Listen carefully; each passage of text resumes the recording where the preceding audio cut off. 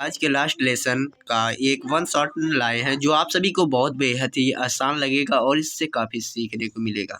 तो चलिए स्टार्ट करते हैं लेसन की तरफ। तो चलिए अपने पहला स्टार्ट करते हैं क्वेश्चन को। Who is the protagonist of the story? कहानी का मुख्य पात्र कौन है? तो यहाँ पर द लास्ट लेसन का कहानी का पात्र फ्रांच या एमेल या द विलेजर मायर या द स्कूल्स इंस्पेक्टर।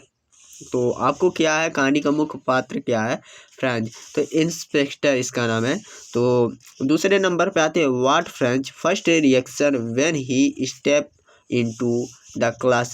मतलब कि यहाँ कहानी का मतलब what is the French first reaction, मतलब पहला reaction when he step into classroom, जब कदम रखते ही फ्रेंच की पहली प्रतिक्रिया क्या थी? He feels joyful, he feels angry, he feels confidence, he feels sacred and guilty.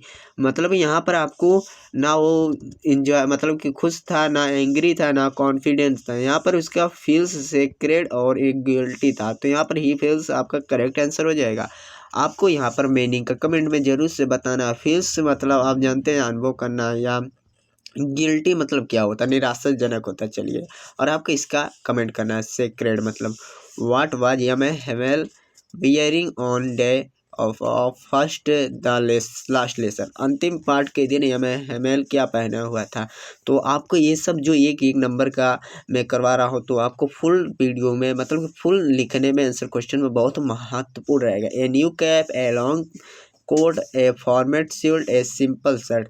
यहाँ पर फॉर्मल सूट पहने थे उन्होंने, वहाँ का आप तो पढ़े होंगे।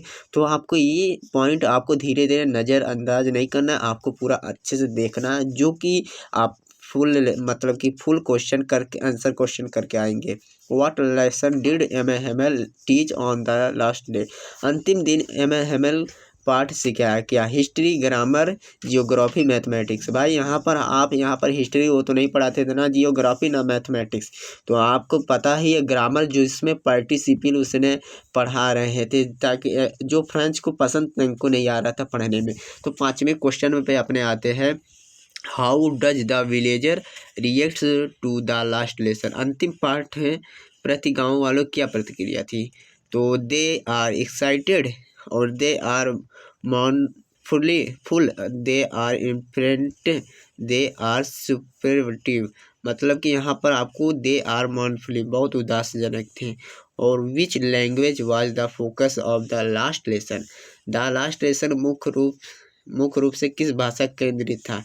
फ्रेंच, इंग्लिश या जर्मन या स्पेनिश? तो लास्ट मतलब कि यहाँ पर लैंग्वेज आप कहीं ग्रामर जर्मन ना लगा दीजिए, नहीं इंग्लिश ना लगा दीजिएगा।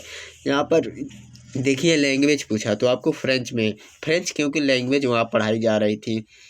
तो आपको what does the old man sitting on the back bench symbolize? मतलब पिछली बेंच पर ओल्ड मैन सिटिंग बैठा वृद्ध व्यक्ति कैसा प्रतीत होता है? The symbolized distant towards school, they symbolized pride and education, they symbolize anger towards German, they symbolize sadness loss of the French language. तो आपका आंसर कौन होगा? एक कमेंट में जरूर से बताइएगा। तो चलिए अपने लास्ट लेसन पे। तो गाइस यहाँ पर व्हाट इमोशन डज हेमेल मतलब कि क्या इमोशन था जब Hamel experience during his last lesson?